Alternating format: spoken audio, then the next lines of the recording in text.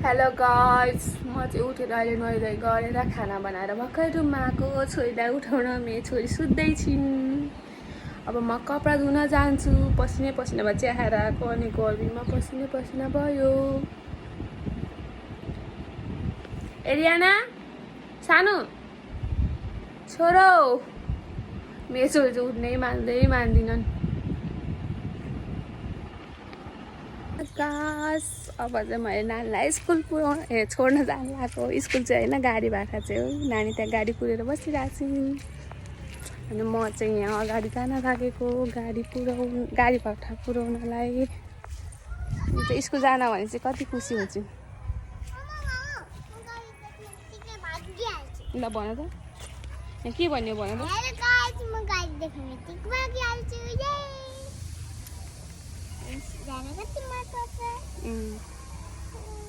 त्यस्तो छिटो हुन्न त्यहाँबाट।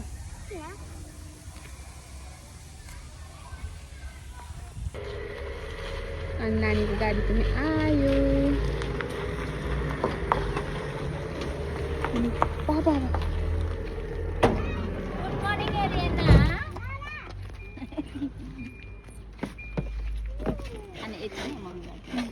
उसको ब्यागमा के पैसा गाडी गयो।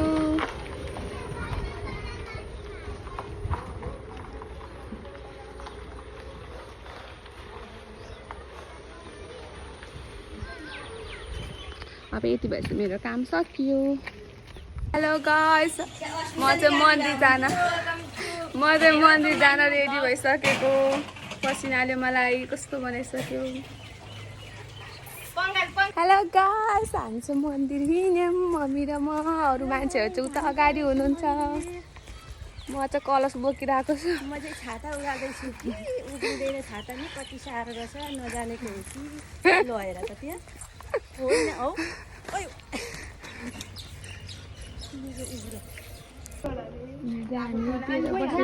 यहाँ टिकटक चल्दैछ सबैजनाको।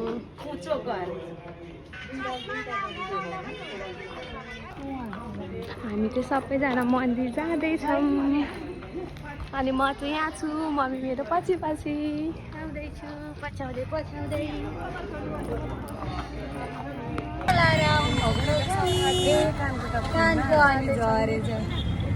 ल एकजना हुन्छ ए आउनु सफारीमा जाँदैछौँ। दिदी सुनिन्छ फेरि उ बन्यो।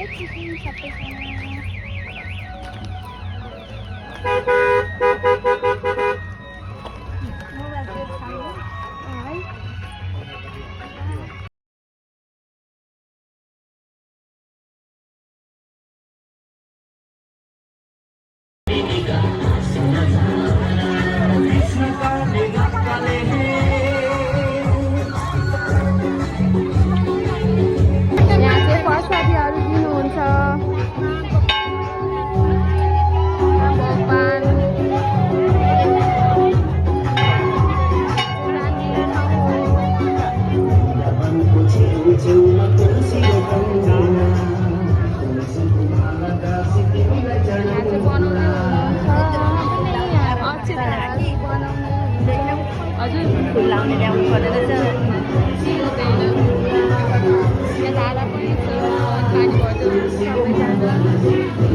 भजन गाउने ठाउँ।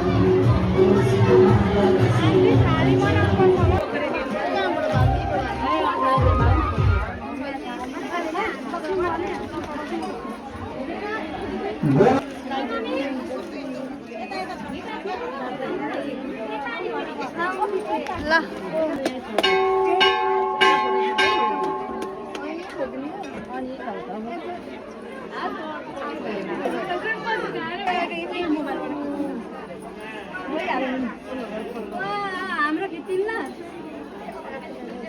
पो भइरहेको छ मम्मी यता हेर्नु त हेलो गाइस हामी पूजा गर्दैछौँ हेलो गाइस हामी बिराजको बत्ती बाल्नु पर्ने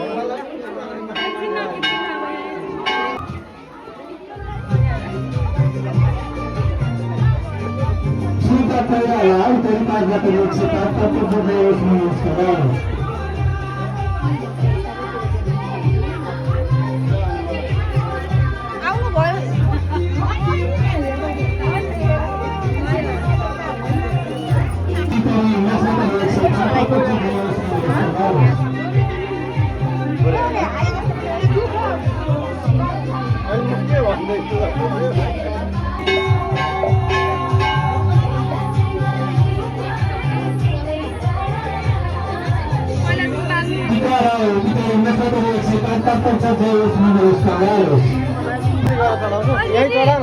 दिदी दिशा दिदी त्यो झोला दिनु